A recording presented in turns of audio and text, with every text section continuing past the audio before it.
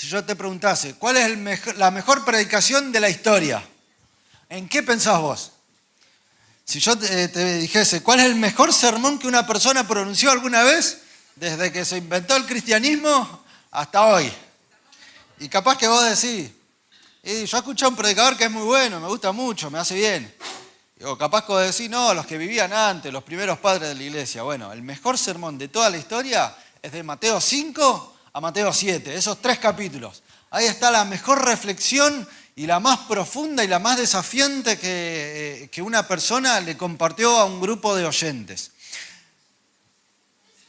¿Cómo empieza esa predicación? Con las bienaventuranzas. Y claro, ¿viste? Ahí Jesús le estaba dando halago a sus oyentes. Le decía, bienaventurados los humildes, porque ellos heredarán el reino. Vamos, decían todos, estamos re bien, qué linda palabra. Bienaventurados los pobres en espíritu, porque ellos van a ser gratificados, dice una versión. Vamos, todos contentos. Y así le empieza a tirar unas bienaventuranzas a Jesús. Hasta ahí todos contentos, ¿viste? Cuando te dan el halago, vos decís, bueno, bien, está bien. Pero después Jesús empezó a explicar, bueno, a ver, los humildes en espíritu, ¿quiénes son? Son estos. Está difícil, no sé si soy tan humilde. Entonces capaz que esa primera promesa no aplica para mí. Entonces Jesús hizo lo que hace un buen halago cuando vos querés que alguien haga lo que vos querés. ¿Vos qué tenés que hacer para que alguien haga lo que vos querés? Primero le tenés que dar el halago. Entonces le decía a tu señora, está muy rico el churrasco que hiciste, pero le faltó un poquito de dorado. Bueno, eso se lo va a acordar hasta las 2 semanas siguientes que vuelva a hacer churrasco. Y lo va a intentar hacer un poco más dorado. ¿Me explico? Es decir, le das el halago y después se lo sacás. Bien, Jesús hizo eso con los oyentes. Y termina el sermón en esta reflexión que habla de 2 grandes tendencias que en estos versículos están muy exacerbadas, pero esas 2 tendencias son importantes que vos y yo las tengamos reguladas. Voy a ir explicando de a poco. Vamos al capítulo 7, versículo 24 al 27. Vamos a leer estos versículos. Jesús termina de dar todo el sermón y la conclusión final dice, por tanto, el que me oye estas palabras y las pone en práctica es como un hombre prudente que construyó su casa sobre la roca. Bien, cayeron las lluvias, crecieron los ríos, soplaron los vientos, se azotaron contra aquella casa. Con todo, la casa no se derrumbó porque estaba cimentada sobre la roca. Pero el que oye mis palabras y no las pone en práctica es como un hombre insensato que construyó su casa sobre la arena. El siguiente, uno más nos falta. Bien, cayeron las lluvias, crecieron los ríos, soplaron los vientos, azotaron aquella casa y ésta se derrumbó y grande fue su ruina. Mira qué impactante la conclusión final del mejor sermón de la historia con el que termina Jesús, de estas 2 grandes tendencias. Está la primera tendencia, la de que cuando uno construye algo, pero todo el primer tiempo o la mayor parte del esfuerzo lo dedica a hacer las bases. ¿Qué pasa con las bases? Las bases requieren, para hacer una buena base que pueda soportar esa tormenta, requiere mucho esfuerzo, requiere mucho dinero, requiere mucho tiempo y nadie lo ve. Qué impactante, ¿no? Todo el valor de una buena casa cimentada, gran parte está en las bases. ¿Y qué pasa? Nadie lo ve. Nadie te va a decir qué buena base que tiene tu casa. ¿Venís hasta acá conmigo? Después está la otra tendencia. La tendencia que no se centra en lo interno, que podría ser esa primera construcción. Está la tendencia de construir lo externo. ¿Qué es construir lo externo? Es no dedicar tanto esfuerzo y tanto tiempo en la base, pero le ponemos la mejor puerta, la mejor ventana, la mejor pintura, que quede bien lisito así con la pared, que no raspe nada, y queda muy linda. ¿Y qué lográs con eso? Mucha confort. Vivís mejor, o mejor dicho, vivís más cómodo. Eso sí, pero ¿qué pasa? No tiene los fundamentos que tiene la otra. Estas son 2 tendencias muy exageradas que Jesús menciona y las pone como si fuesen contrarias, pero son necesarias las 2 cosas. ¿Qué sería esto referido a cómo uno se acerca a Dios? Primero, generalmente uno se acerca a Dios porque vive mal, pero quiere vivir mejor. Entonces está en la pobreza y se acerca a Dios, Señor, dame un poco más de prosperidad económica, quiero vivir un poco mejor. O por ejemplo, espera de Dios y busca de Dios porque tiene un auto, el modelo 96, que ya apenas arranca y como espera de Dios. acomodar su vida para vivir mejor, le pide a Dios poder cambiar el auto. ¿Qué sería eso? Acercarse a Dios para vivir mejor. ¿Está mal eso? No, está bien, hay que hacerlo. Porque todos necesitamos de la provisión de Dios para lograr las metas que tenemos. Entonces, ¿qué sería la segunda tendencia? Es querer acomodar la vida para vivir mejor. Yo en esta predicación le voy a decir lo externo, ¿ok? Cuando yo digo lo externo me refiero a todas las cosas que uno espera lograr en la vida para acomodar, para vivir mejor. ¿Qué pasa con lo externo? ¿Es necesario para vivir más cómodo? Sí. Lo externo, ¿te da la felicidad? No. Y es ahí en donde solemos pifiar. Lo externo nos da cierta comodidad a la hora de pasar el rato, pero no hace que las cosas verdaderamente profundas se logren. En lo externo podemos conseguir bendiciones, pero no necesariamente uno logra una vida profunda con Dios. ¿Venís hasta acá conmigo? Entonces hay que ponerle energía a lo externo, pero lo más importante es lo primero que dijo Jesús. Una casa con buen fundamento. Qué impactante que es esto. Y es de eso de lo que quiero hablar hoy y lo que el Señor nos va a llevar a reflexionar, acerca de construir los fundamentos. La mayoría de las personas, cuando vos les preguntás, ¿qué necesitas para ser feliz? La mayoría, ¿a qué va a apuntar? A lo externo. Te va a decir, no, yo necesito una mejor casa, necesito terminar mi profesión y poder desarrollarme bien, necesito tener una pareja, todo externo. Necesito comprarme mejores ropa, necesito tener mejor salud física y necesito poderme ir de vacaciones una vez al año fuera del país. Por ejemplo, pueden ser los estándares de alguien. Es decir, todo lo que la mayoría de las personas piensa que le va a traer felicidad, lo apuntan a situaciones externas. La segunda pregunta es una encuesta de Harvard. Le preguntaron, ¿qué necesitas para ser feliz? Lo externo. Todos apuntaban a lo externo. ¿Sos feliz? ¿Qué decían todos? No. Porque lo externo es importante para lograr comodidad, pero no te da felicidad. Lo que te da felicidad es lo interno, lo que no se ve. Y Dios quiere que vos trabajes 70% en esfuerzo, estoy tirando un número aproximado, en lo que no se ve, en lo que nadie te va a ver en vos y te va a decir, che, qué bien este fundamento que tenés. Nadie te lo va a ver, pero sin embargo son los necesarios para poder ser feliz y son los necesarios para poder lograr profundidad con Dios. Y cuando uno logra profundidad con Dios, entonces encuentra el propósito en la vida. Qué tremendo que es esto.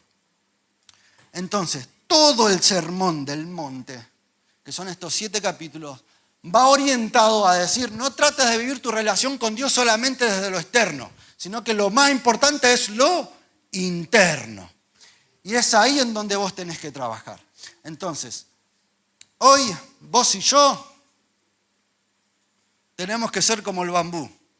¿Qué pasa cuando plantás el bambú? Lo plantás, lo regás, y venía a los 3 meses y ves algo, no ves nada. Veo una ramita así. Venís al año y ves que creció un poco, decís, bueno, en 3 meses tiene que haber un progreso. Y no ves un progreso. Venís a los 5 años, ¿ves un progreso? En 5 años, decís, le pagaste a uno para que lo riegue, volvés en 5 años. Y no hay nada. ¿Qué pasó? Durante los primeros años el bambú crece para abajo nomás.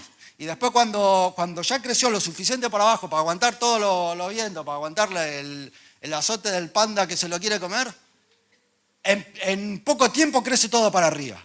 ¿Me explicás? ¿Me seguís hasta acá con esto? Entonces, de eso es lo que se trataba en gran medida esta predicación, este sermón que Jesús trajo a sus oyentes en esos capítulos. Es necesario buscar a Dios para lo externo, porque Dios ya lo tiene pensado mejor que vos a eso, pero no es lo que te va a dar felicidad. Lo que te va a dar felicidad es si vos podés construir tus fundamentos. Y empieza a tirar tema por tema Jesús un montón de fundamentos diferentes. Hoy vos y yo vamos a ver 3, pero vos leete el Sermón del Monte y tira facto tras facto el Señor Jesús. ¿Viste? Tira facto ahí que te pega un bife y te descoloca. Bien. En el Sermón del Monte la gente entró contento, pero salió con ganas de querer cambiar. No salió remotivada, re feliz, qué bien que estoy. No, salió, yo tengo muchas cosas dentro de mí que las tengo que mejorar, las tengo que cambiar. Y es ahí donde Dios principalmente está interesado en vos. Porque como dijimos, es en lo interno, donde sucede lo profundo y en donde uno conoce a Dios de verdad. Acompáñame por favor a Mateo capítulo 5, versículo 38. Vamos a ver el primer fundamento. Vamos a ver 3. Hay un montón más. Bueno, si nos da el tiempo vemos 4. Bien. Mateo 5. Ustedes han oído que se les dijo, ojo por ojo y diente por diente. Eso es lo externo.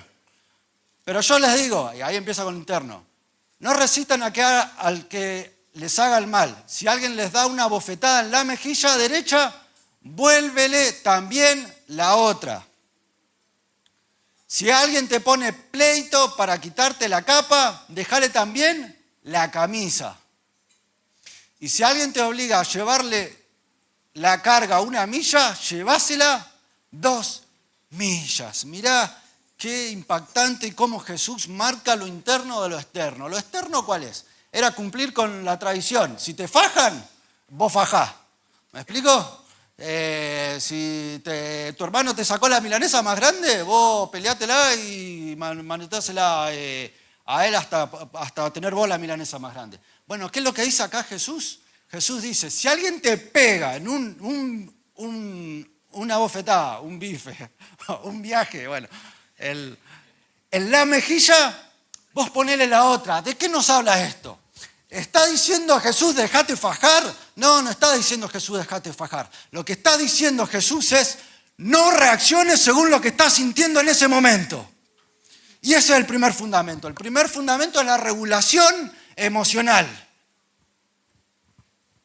Y es por eso que es tan impactante tener presente los fundamentos, porque es lo único que hace feliz y es lo único que sostiene lo externo, como vamos a ver al final. Bien, lo que está diciendo Jesús en ese pasaje, no reacciones según la bronca o la ira contenida que tenés en ese momento que te provoca el otro. No reacciones de esa manera. Retrasá la respuesta. Qué tremendo que es esta verdad. ¿Cuánta gente que es muy buena haciendo algo y logrando cosas, lo pierde todo por una mala reacción? Entonces, por ejemplo, viene el pibe saliendo con la piba, lleva 3, 4 salidas y ya más o menos hay onda, pero de repente pasa algo, tiene una mala reacción y la trata mal. Entonces, todo lo que hizo, para atrás. O por ejemplo, ¿cuántos niños, no sé si a vos te pasó? Cuando se mandaban una macana no querían que el papá se entere porque tenían miedo de la reacción del papá que se iba a enojar y capaz lo fajaba. ¿O no? Mirá qué impactante. Cuando uno sabe de la reacción destructiva que va a tener el otro cuando se enoje porque no controla las emociones. Entonces, el primer fundamento es la regulación emocional.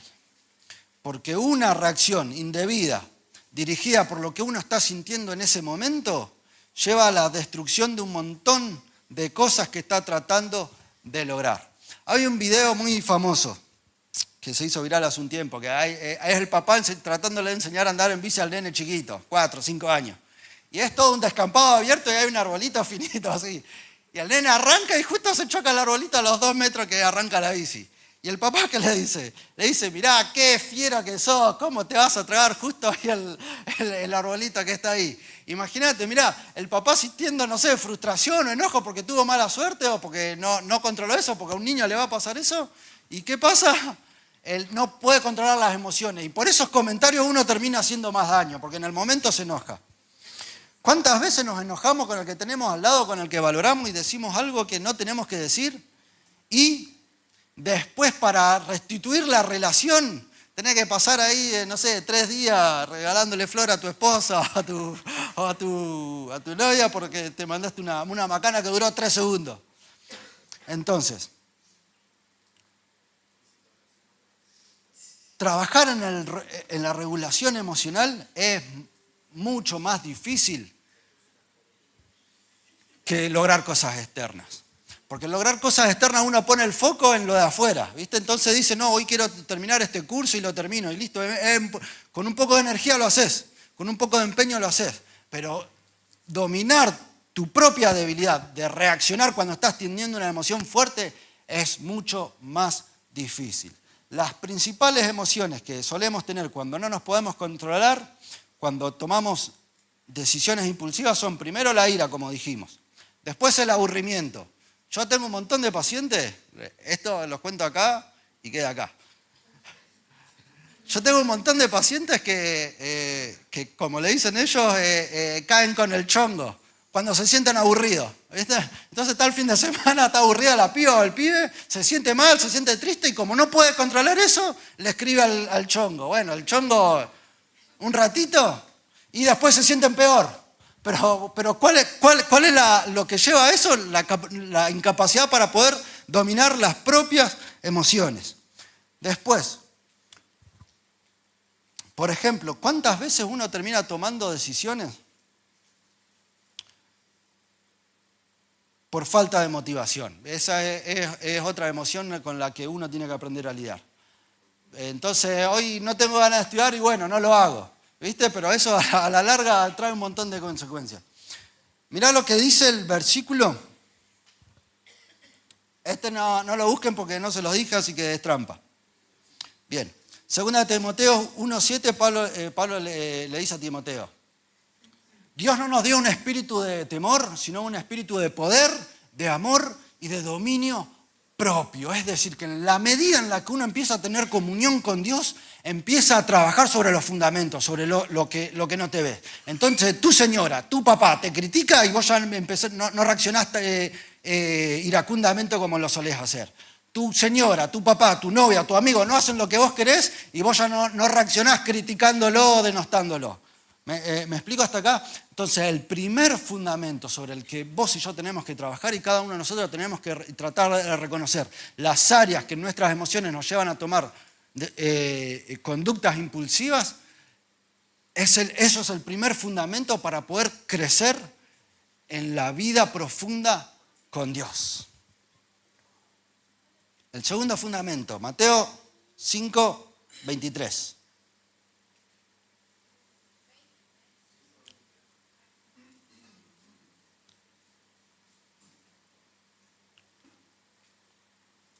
Bien, acá habla de la ofrenda y de algo que hay que hacer algo de la ofrenda cuando uno la va a dar. Mirá, dice así: por lo tanto, si estás presentando tu ofrenda en el altar y allí recuerda que tu hermano tiene algo contra ti. El que sigue, por favor.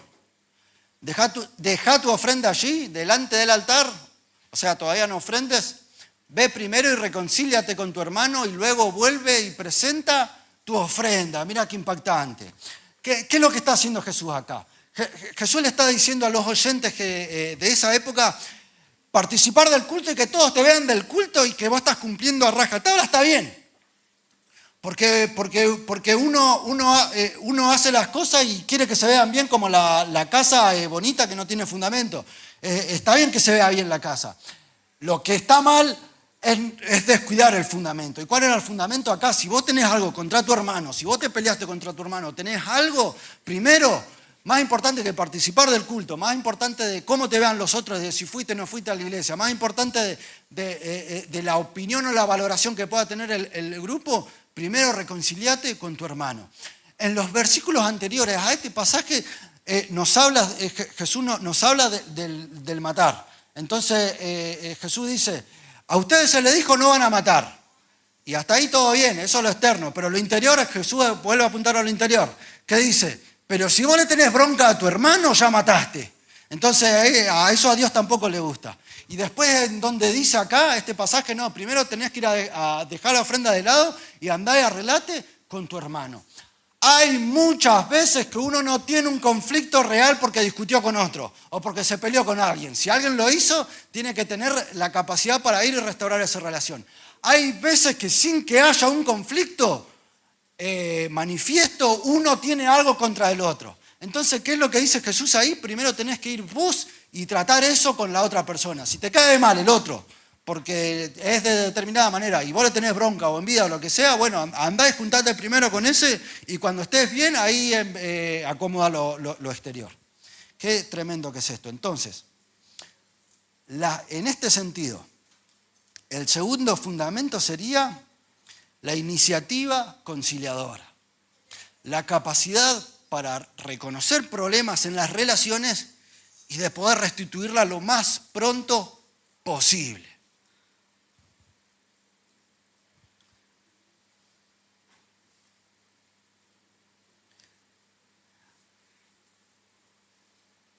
Hay gente exitosa en el mundo o haciendo cualquier actividad que le va bien, es decir, en lo externo está bien, pero por no trabajar la iniciativa conciliadora, se termina peleando con los que comparte eso y se pudre todo el negocio. ¿Me explico? Es decir, uno puede ser muy bueno manejando un negocio, pero si por ejemplo, no tiene la capacidad de resolver los conflictos con sus empleados, con sus compañeros de trabajo, el negocio tarde o temprano se va a quebrar y se va a romper. ¿Me explico? Uno puede tener mucha capacidad para lo externo, pero al menos que tenga la capacidad para reconciliar con las personas, para resolver conflictos que vos tenés con otros y solventar diferencias de opiniones, te va a ir mal. Tarde o temprano, esa actividad, esa empresa, ese negocio, lo que sea, se va a terminar fundiendo o va a terminar teniendo por lo menos muchos problemas, por no tener la capacidad de iniciar la conciliación. Por eso Jesús decía, dejá tu ofrenda y andá a resolver el problema con tu vecino. No es esperar que el tiempo cure, ¿viste? No es esperar hasta que se te vaya la bronca, o esperar hasta que el otro se olvide, o no es dejarlo como que no pasa nada. Entonces, la capacidad para conciliar y resolver los conflictos interpersonales es un fundamento. Un matrimonio.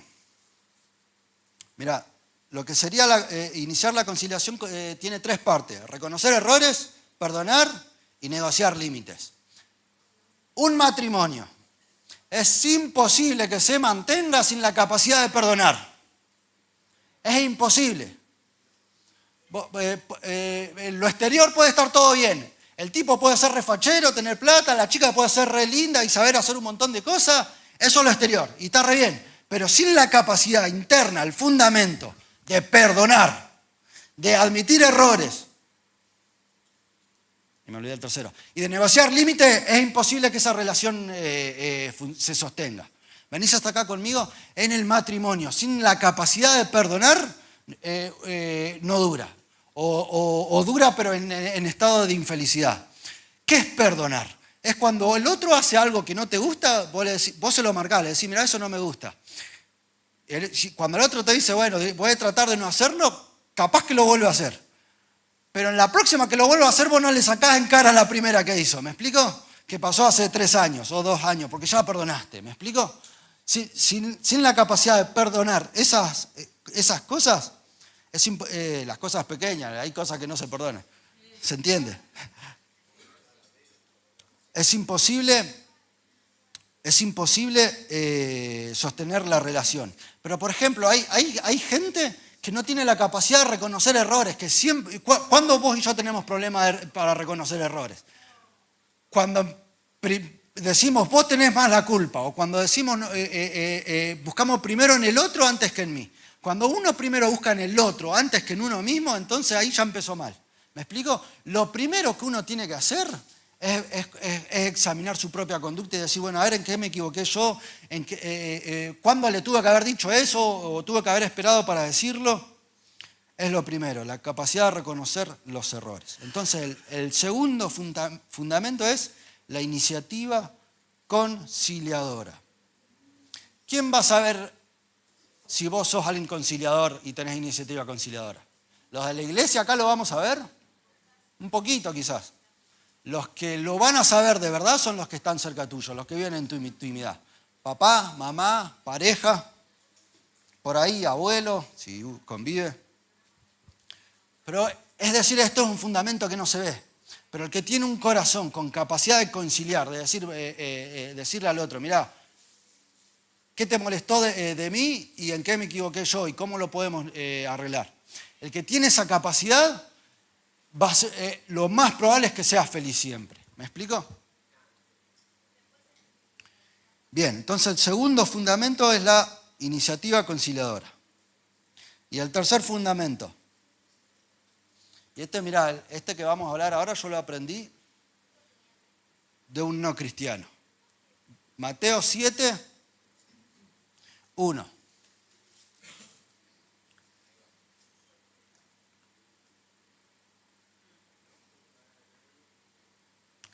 No juzguen para que nadie los juzgue a ustedes. 2 y 3 también. Por lo tanto, tal como juzgan se les juzgará, y con la medida que midan a otros se les medirá a ustedes.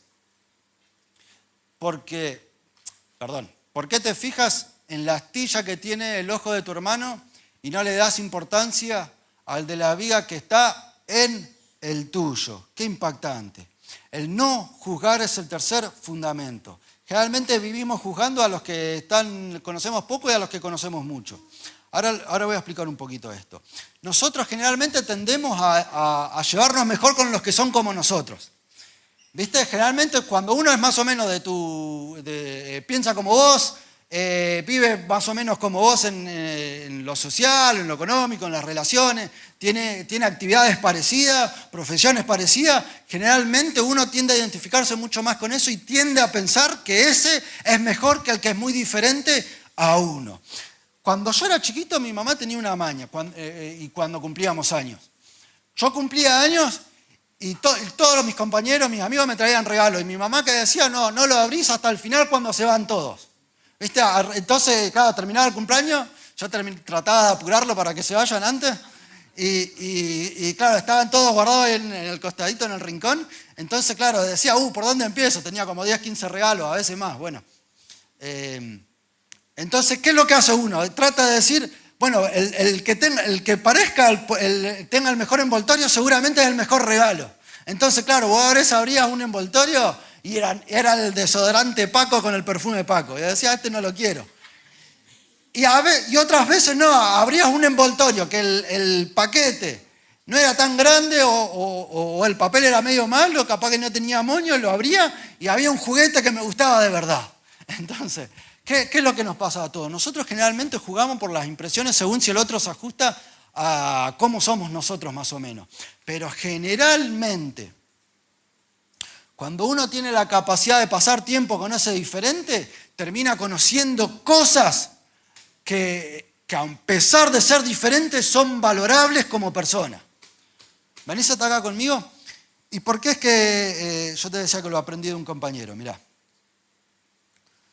Yo tengo un compañero inconverso del laburo que a veces vienen otros compañeros y nos ponemos a hablar cosas y empiezan a contar cosas y sobre todo a él porque es un chabón así re sociable y el tipo como que no está de acuerdo, pero no se lo hace notar, lo escucha y le dice, mirá qué interesante, ¿y eso cómo haces con eso? Y el otro le sigue contando.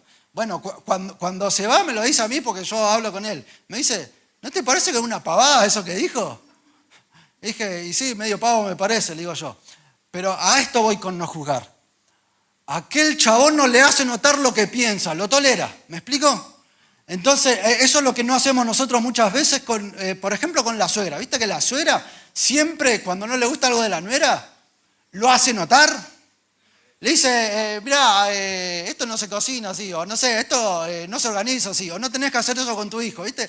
La suegra, no todas, obviamente, hay excepciones, pero generalmente hacen notar enseguida su punto de vista. Bueno, ¿qué es la parte de no juzgar? No hagas notar tu punto de vista donde el otro no te preguntó. Eso es no juzgar. Y quédate ahí con la persona y escucharla y trata de comprenderla. Hacé como hace mi compañero. Le empieza a hacer preguntas para que el otro hable un poco más de eso que sí le gusta a él, aunque a él no le guste tanto. ¿Me explico? Entonces, la capacidad para no juzgar es importante para lograr vínculos con el que no te cae tan bien. La capacidad para no juzgar es importante para lograr vínculos con el que es muy diferente a vos. Lo anoté en una frase yo. El vínculo es más importante que tu opinión. ¿Me explico? Mi compañero elige llevarse bien con ese que toma decisiones idiotas a que hacerle notar su punto de vista y pelearse con el compañero. ¿Me explico? A veces es mejor escuchar y tolerar al otro y llevarse bien porque no le digo mi punto de vista que me parece un poco bobo, pero logro llevarme bien, ¿me explico? Entonces eso es no juzgar, porque uno juzga cuando entiende que su decisión es mejor que la que está tomando él. Y eso es lo que uno tiene que tratar de evitar. Entonces, por eso estas 3 características son fundamentos, porque a la larga hacen que las cosas que uno consigue externamente le duren, que no se estropeen. El matrimonio te va a durar si vos trabajás en estos fundamentos, el grupo de trabajo, tus amistades te van a durar si trabajás en estos fundamentos, el negocio no se te va a romper porque vos no le faltan fundamentos. Son fundamentales para el mantenimiento de las cosas que uno pueda lograr externamente cuando uno le pide a Dios. Y es por eso que estos fundamentos, aunque no se ven, son más difíciles de construir. Es más difícil trabajar en uno mismo y dominar sus emociones que un montón de las cosas que sabe hacer. ¿Me explico? ¿Viste que cuando nosotros aconsejamos las sabemos todas? Uno puede ser muy bueno aconsejando y no es tan difícil dar un buen consejo, es mucho más difícil dominarse a uno mismo. Es por eso que lo que hoy Dios quiere llevarnos a cada uno de nosotros es a que trabajemos en los fundamentos.